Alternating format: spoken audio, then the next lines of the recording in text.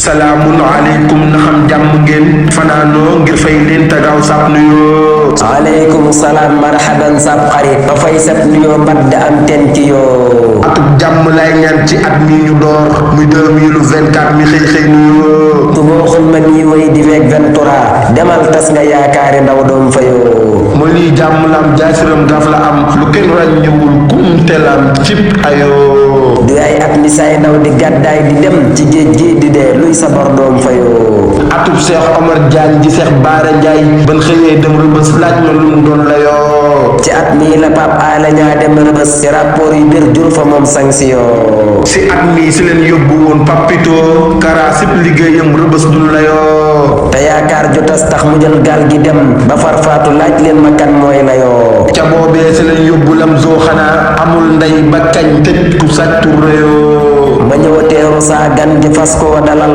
fi saa néeg teral gan teral lay yeyoo. ma ndokkeel la yow at mu bees mi xanaa du yaa ëmb koom-koom yeni xënt yoo. dangaa sëy si xëy lan di dëj say dëbës ñu naa déet nga teg was ya gan ñay duyoo. atuk Amadou ñoom damaa yëg Karim si nammeelu Sonko si réew mi ayoo. atum réew ma suñ jiit la fas yéene xëy di tàggoo nde son excellence monsieur manaa egsi bàyyi bàyyi sa nguur gaa ngi jeex sa nguur jeex na waajal te wut pompe yoo.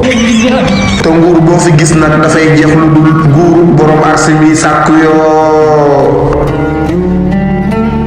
yow mi abonégul ci seenu Mamour Gueye Talif yaa moom vidéo bi dugal YouTube na bind Mamour Gueye Talif na laal abonné laal kolos bi na seetaan mboolem vidéo yu ñuy dugal incha allah na bokk ci programme bi dina bokk ñu xamante ni yaay may doole Mamour Gueye Talif lu muy def am lu baax la war naa yaatu ñëpp mun see abonné.